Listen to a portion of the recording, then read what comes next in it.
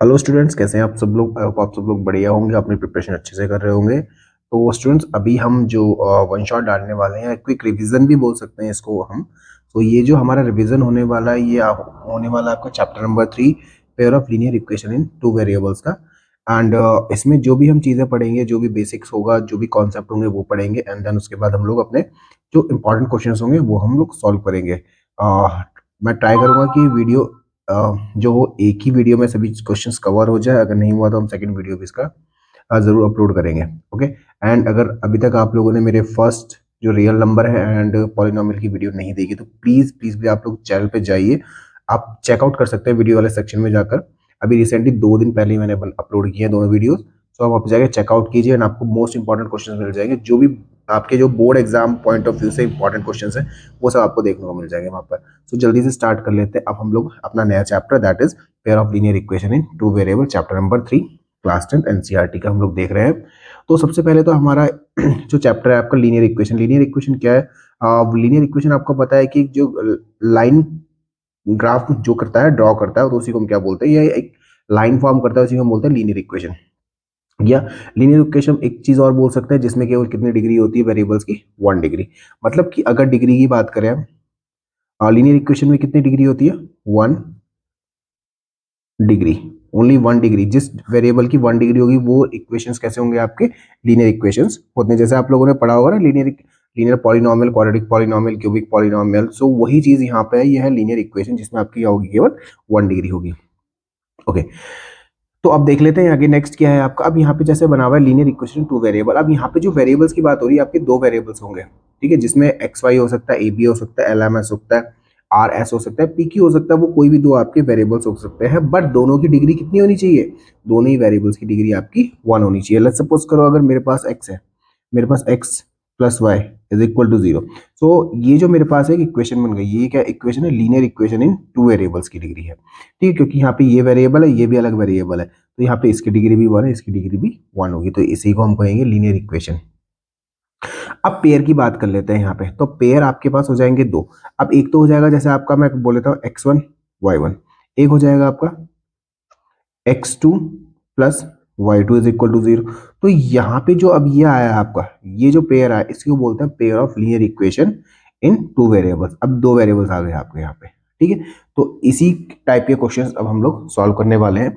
तो सबसे पहले अगर हम बात करें स्टैंडर्ड फॉर्म की, कि किसी पॉलिनोमियल की स्टैंडर्ड फॉर्म क्या होता, सॉरी पॉलिनोमियल बोल रहा हूँ मैं बात कर रहा हूँ किसी जनरल फॉर्म की। तो जनरल फॉर्म क्या होती है इसकी मैं आपको बता देता हूँ यहाँ पर। तो अगर हम जनरल फॉर्म की बात करें, जनरल फॉर्म आपके पास जो निकल कर आती है पेयर ऑफ लीनियर इक्वेशन की बच्चों, वो होती है आपके पास क्या? a1x plus b1 y plus c is equal to 0।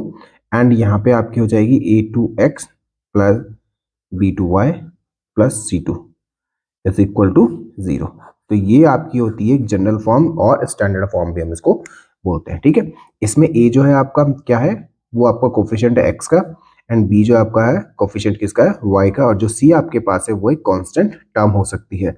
आपके पास कभी क्वेश्चंस, अगर हम इसको कंपेयर कर ले, अगर हम इसका कोई इक्वेशन बना ले, लेट्स सपोज करो 2x plus 3y plus 5 is equal to 0। ये हो गया। अगर हमें इसे कन्वर्ट लिखना है, ये आपकी स्टैंडर्ड फॉर्म हो गई है, हम इसे इस तरीके से भी लिख सकते हैं, -5। सो ये भी आपकी क्या है? पेयर ऑफ लीनियर इक्वेशन है, ठीक है।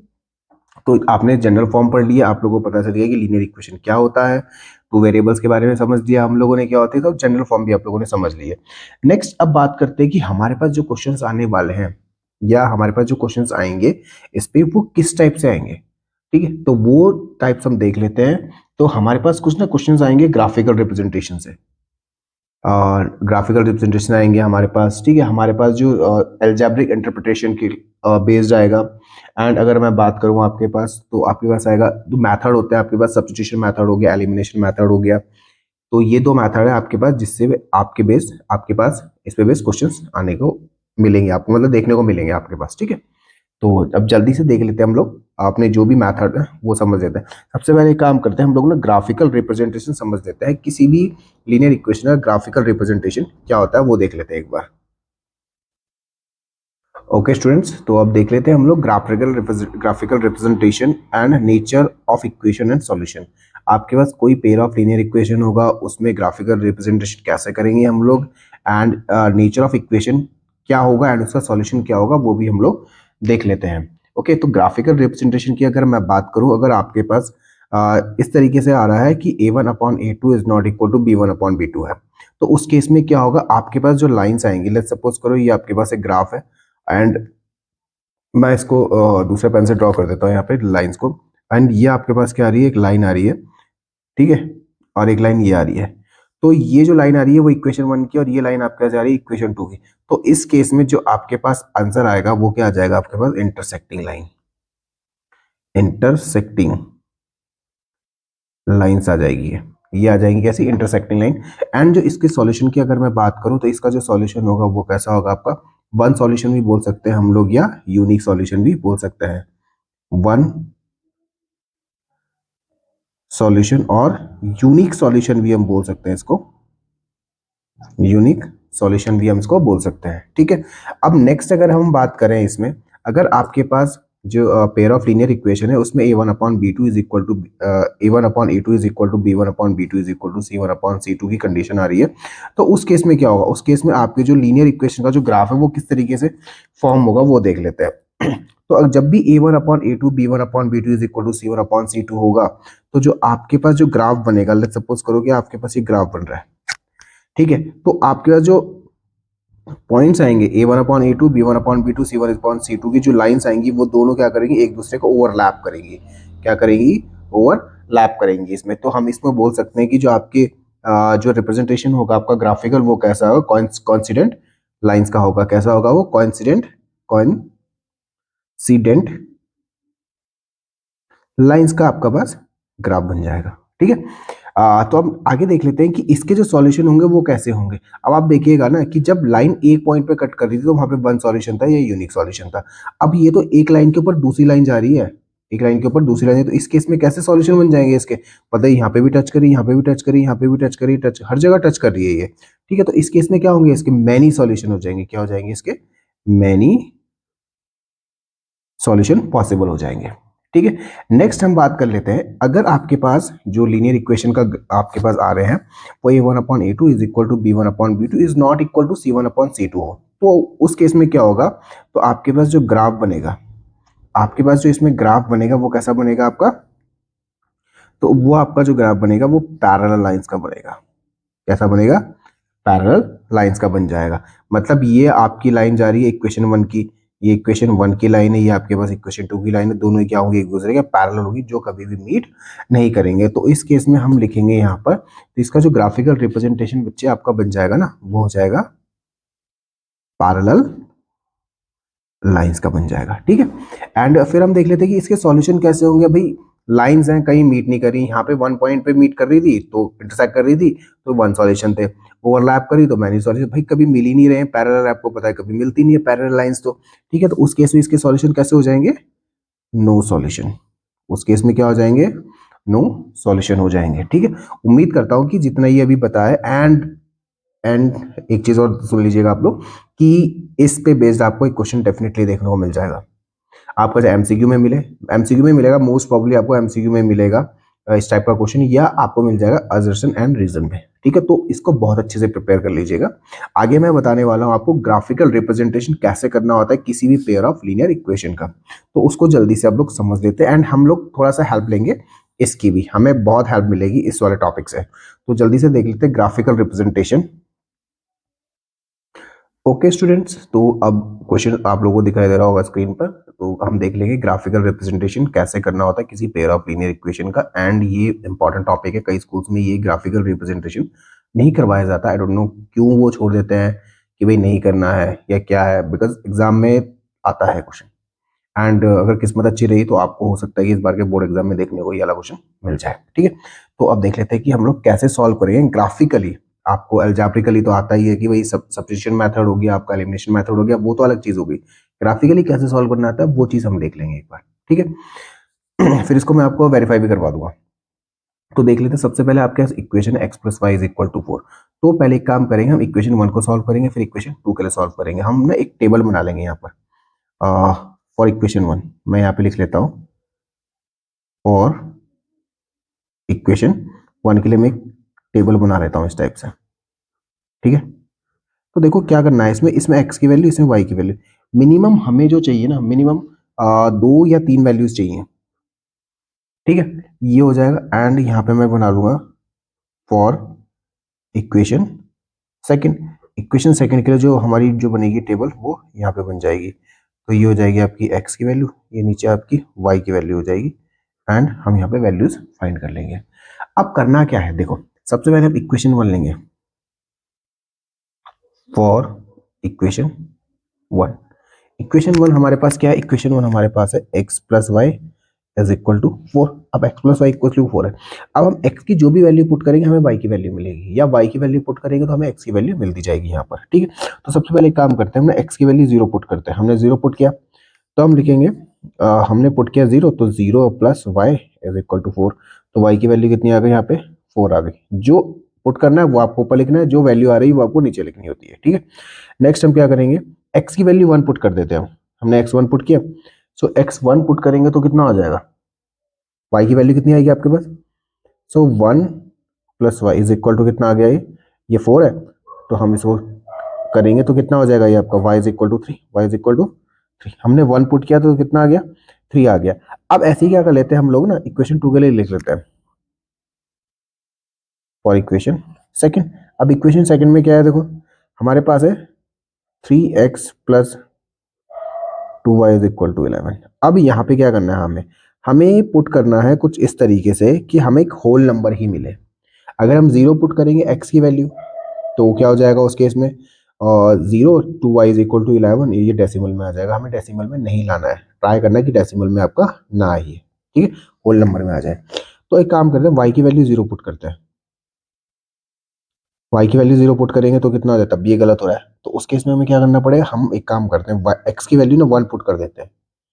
x की वैल्यू जैसे ही 1 पुट करेंगे तो कितना हो जाएगा, ये x की वैल्यू 1 पुट की तो ये हो जाएगा 3 into 1 plus 2y is equal to 11। So 2y is equal to कितना हो गया, 11 माइनस 8, 11 माइनस ये 11 माइनस 3 हो गया, तो कितना निकल कर है आपके पास, 2y is equal to 8, and y is equal to कितना आ गया, 4। हमने 4 हमने ऑब्टेन कर लिया यहाँ पर।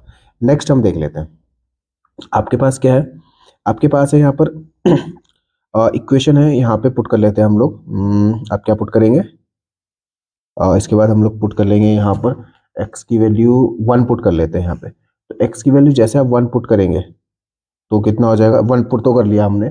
नेक्स्ट एक काम करते हैं, x की वैल्यू 3 पुट कर लेते हैं। सो ये हो जाएगा आपका 3 into 3 plus 2y is equal to 11। तो कितना आ गया आपके पास, 3 3 9, एंड ये आपके पास हो जाएगा 2y is equal to 11 minus 9। तो आपका कितना आ जाएगा, ये 2y is equal to 2, and y is equal to कितना आ गया आपके पास, 1। सो हमने 3 पुट किया, हमारे पास कितना आ गया, 1 आ गया। तो ये तो आ गई आपकी वैल्यू, ठीक है, इक्वेशन 1 और इक्वेशन 2 से। अब क्या करना है, अब मेन काम है हमारा इनको ग्राफ में प्लॉट करना। एंड उससे पहले मैं एक चीज और आपको समझा देता हूँ, यहाँ पर साइड में रफ में देखिए, मैंने आपको यहाँ पे वीडियो में समझाया था, स्टार्टिंग में भी समझाया था ग्राफिकल रिप्रेजेंटेशन के लिए, कि आपका ग्राफिकल रिप्रेजेंटेशन क्या होगा, उसके कितने सॉल्यूशंस होंगे, वो सब चीजें बताई थी, ठीक है। अब मैं आपको यहाँ पे समझा देता हूँ मेन, कि आपको अपना आंसर चेक कैसे करना है। यहाँ पे चेक भी कर सकते हैं आप लोग।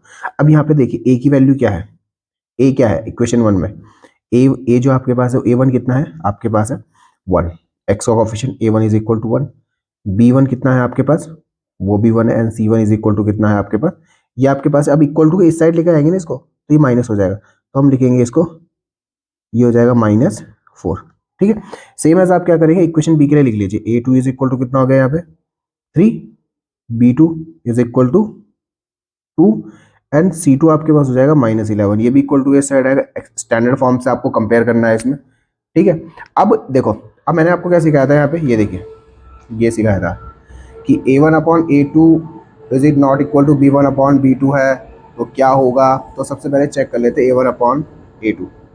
तो एक बात बताओ मुझे, यहाँ पर ये जो आपका आ रहा है A1 upon A2 is B1 upon B2, check कर लो। तो A1 की वैल्यू क्या आ रही है, 1 अपॉन 3, ठीक है। यहाँ पे A1 A2 की ये कितना आ रहा है, 1 अपॉन 2, तो क्या दोनों इक्वल है? जी नहीं, दोनों इक्वल नहीं है। इसका मतलब क्या है कि A1 upon A2 is not equal to B1 upon B2, दोनों इक्वल नहीं आ रहे हैं। तो उस केस में क्या होगा? इसका मतलब आपकी जो लाइंस होंगी, ये जो हमारी लाइंस है वो कैसी होंगी? इंटरसेक्टिंग लाइन होंगी, ये हमें पता चल गया है। तो जब भी आप ग्राफ ड्रॉ करेंगे इसमें, जब भी आप ग्राफ ड्रॉ करेंगे तो आपको पहले से पता रहेगा कि लाइंस इंटरसेक्टिंग है या पैरेलल है या कोइंसिडेंट है। ठीक है, तो अब जल्दी से हम लोग बना लेते हैं इसका एक ग्राफ। ओके स्टूडेंट्स, सो ये आपके पास एक ग्राफ होगा, ग्राफ पेपर वैसे आपको मिलेगा। मैंने बस ये रफली ऐसे बना दिया है यहाँ पर, एग्जैक्टली नहीं आएगा इसमें तो, बट आप लोग ग्राफ पेपर में यूज कीजिएगा एंड बोर्ड एग्जाम में भी आपको जो मिलेगा ग्राफ पेपर ही मिलेगा। तो इक्वेशन हमारे पास थी, फॉर इक्वेशन 1 की सॉल्यूशन ये थे, इक्वेशन 2 के सॉल्यूशन ये थे। तो इक्वेशन 1 को मैं रेड पेन से प्लॉट करूंगा, लाइन जो बनेगी आपकी रेड पेन से मैं ड्रॉ करूंगा एंड जो इक्वेशन 2 की वो ब्लू पेन से ड्रॉ कर दूंगा। ठीक है, तो सबसे पहले हम लोग प्लॉटिंग कर लेते हैं। सो इक्वेशन 1 के लिए जो आपकी वैल्यू आ रही है, एक्स की वैल्यू 0 आ रही है, वाई की वैल्यू कितनी आ रही है 4, तो एक्स 0 तो यहीं पे रहेगा, वाई की वैल्यू 4, तो ये आ रही है आपकी। तो हम यहाँ पे लिख लेते हैं इसको 0,4।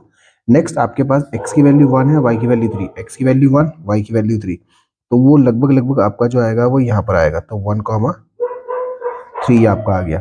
नेक्स्ट हम देख लेते हैं इक्वेशन 2 के लिए, x की वैल्यू 1 थी, x की वैल्यू 1 है, y की वैल्यू कितनी आ रही है आपके पास? x की वैल्यू 1 है और y की वैल्यू कितनी आ रही है? 4 आ रही है, तो वो पॉइंट जो आएगा आपका वो आ जाएगा यहाँ पर, ये वाला, ये आ जाएगा 1,4। नेक्स्ट हम बात कर लेते हैं 3,1 की, तो x की वैल्यू 3 आ जाएगी, y की वैल्यू आपके पास कितनी आ जाएगी? 1 हो जाएगी, तो x की वैल्यू 3, y की वैल्यू 1, तो यहाँ पे आपका पॉइंट आ गया ये 3,1।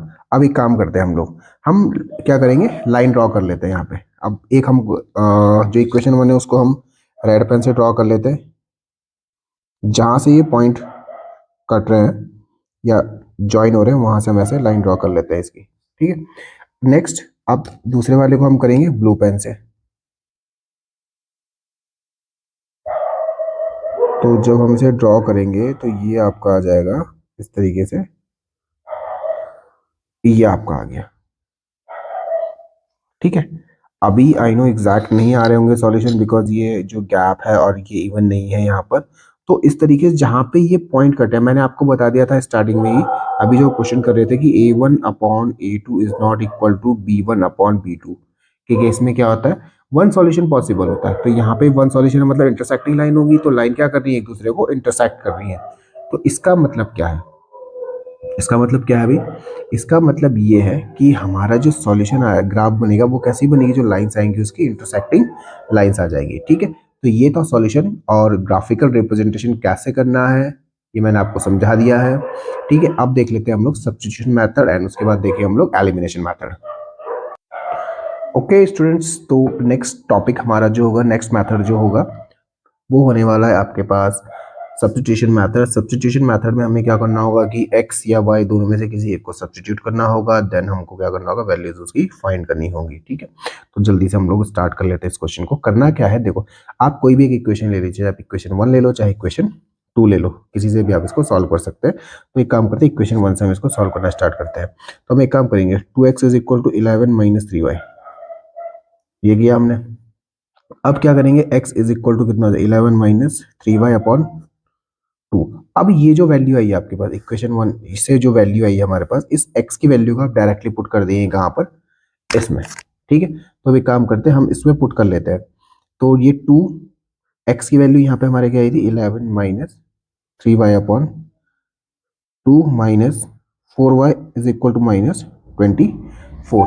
ठीक है, अब इसको सिंप्लीफाई करेंगे तो 2 से 2 तो कैंसिल आउट हो जाएगा, बचेगा क्या आपके पास, ये आपके पास हो जाएगा 11 minus 3y minus 4y is equal to minus 24।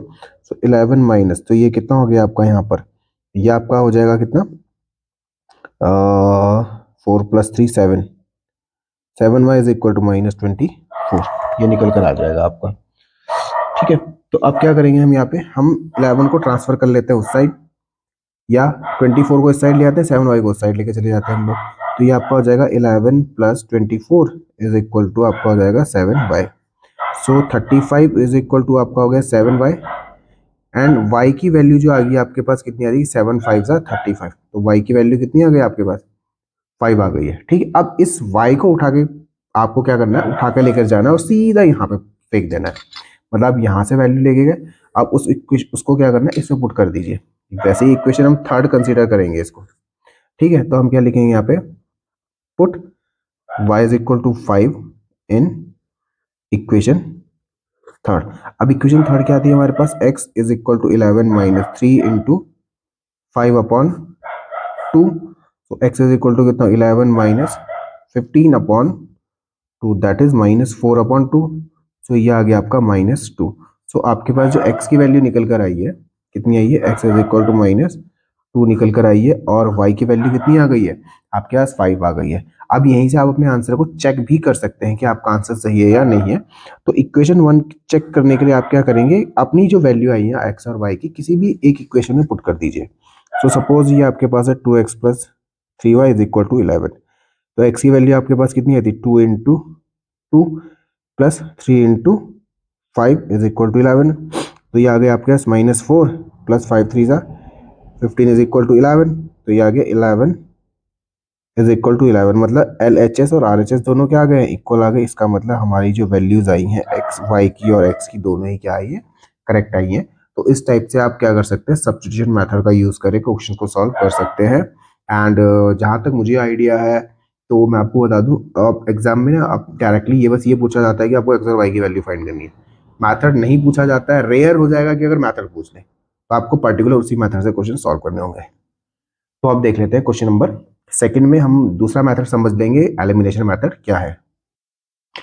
Okay students, तो अब हम देख लेते हैं अपना जो लास्ट मेथड है इस चैप्टर का, वो समझ लेते हैं कि क्या है। एलिमिनेशन मेथड है। एलिमिनेशन मेथड में आपको पता है कि आपको x या y दोनों में से किसी एक को भी एलिमिनेट करना होता है, ठीक है। तो अब समझ लेते हैं कि एलिमिनेशन मेथड में हमें करना क्या है। सपोज आपके पास इक्वेशन 1 और इक्वेशन 2 है, तो इसमें क्या करना होगा आपको, आपको इक्वेशन लिखनी है 3x plus 2y is equal to 11, and इसी के नीचे आपको क्या करना है, 2x plus 3y is equal to 4। अब आपको डिसाइड करना है कि आपको x को एलिमिनेट करना है या y को एलिमिनेट करना है। सबसे पहले तो ये डिसाइड करेंगे। अगर आपको x को एलिमिनेट करना है, तो आप क्या करेंगे कि यहाँ पे जो इक्वेशन सेकंड में x का कोफिशिएंट होगा, उसको इक्वेशन 1 से मल्टीप्लाई करेंगे, और इक्वेशन 1 में जो कोफिशिएंट होगा x का, उसको इक्वेशन 2 से मल्टीप्लाई करेंगे। तो हम एक काम करते हैं, हमने x को ही एलिमिनेट कर देते हैं पहले। तो हम क्या करेंगे, हम इसके कोफिशिएंट को 4 के कोफिशिएंट को मल्टीप्लाई, जहाँ जो यहाँ पे इक्वेशन 2 में x का कोफिशिएंट है उसको ऊपर मल्टीप्लाई कर देंगे पूरे इक्वेशन के साथ में, एंड इसमें क्या करेंगे हम लोग, इसको 3 के साथ मल्टीप्लाई कर देंगे। तो जो हमारे पास निकल कर आएगा वो नेक्स्ट इक्वेशन हमारी बनेगी। तो 2 3 ज़ा 6x प्लस 2 2 ज़ा 4y इज इक्वल टू 11 2 ज़ा 22। नेक्स्ट 3 2 ज़ा 6x प्लस 3 3 ज़ा 9y इज इक्वल टू 4 3 ज़ा 12 हो गया। अब हम क्या करेंगे, सब्ट्रैक्ट करेंगे। तो 6x minus 6x cancel out हो गया, प्लस 4 माइनस 5, तो ये आ जाएगा -9, तो ये आ जाएगा -5 इज इक्वल टू, अब यहाँ पे क्या करेंगे, फिर से हम क्या करेंगे, y की वैल्यू कितनी आ जाएगी यहाँ पे हमारी, और ये आ जाएगा आपका 10। सो y इज इक्वल टू कितना आ गया, -2। y की वैल्यू कितनी आ गई, -2 आ गई, ठीक है। ये इक्वेशन थर्ड आई आपकी जो निकल कर आई है, एंड ये इक्वेशन कौन सी आ गई, फोर्थ आ गई। अब आपको क्या करना है, इस y की वैल्यू को आप पुट कर दीजिए इक्वेशन 1, इक्वेशन 2, इक्वेशन 3 या इक्वेशन 4 किसी में भी। तो हम एक काम करते हैं, put y is equal to -2 in equation 1। Equation 1 में पुट कर लेते हैं हम लोग। इक्वेशन 1 क्या थी हमारे पास, 3x plus 2y is equal to 11। Value put करेंगे यहाँ पे, 3x plus 2 in bracket -2 is equal to 11। अब क्या है, अब आप x की वैल्यू यहाँ से फाइंड करेंगे, तो ये हो जाएगा 3x, ये हो जाएगा आपके पास 2 2 ज़ा 4 इज इक्वल टू 11। तो ये आपके पास हो गया 3x इज इक्वल टू, यहाँ पे गया तो ये हो गया 15। तो x इज इक्वल टू कितना आएगा, 3 5 ज़ा 15। तो x की वैल्यू कितनी आ गई आपके पास, x की वैल्यू आ गई है 5, और y की वैल्यू कितनी आ गई है, -2। चेक करने का मैंने आपको बताया, वही प्रोसेस है पूरा का पूरा, आप उसी मेथड से चेक कर सकते हैं। तो स्टूडेंट्स ये थे आपका जो बेसिक रिवीजन था, क्विक रिवीजन मैंने करवा दिया है, आपका ग्राफिकल रिप्रेजेंटेशन करवा दिया है, नेचर ऑफ सॉल्यूशन बता दिया है, एलिमिनेशन मेथड बता दिया है। ग्राफिकली आप पेयर ऑफ लीनियर इक्वेशन को कैसे फाइंड कर सकते हैं, कैसे आप ग्राफ ड्रॉ करेंगे, वो मैंने समझा दिया है। सब्स्टिट्यूशन मेथड आपका समझा दिया है, और इसके बाहर से कुछ नहीं आएगा। जो भी अब वन शॉट डालूंगा मैं इंपॉर्टेंट क्वेश्चंस की, वो नेक्स्ट पार्ट हमारा हो जाएगा। ठीक है, तो मिलते हैं हम नेक्स्ट वीडियो में। Bye bye and take care.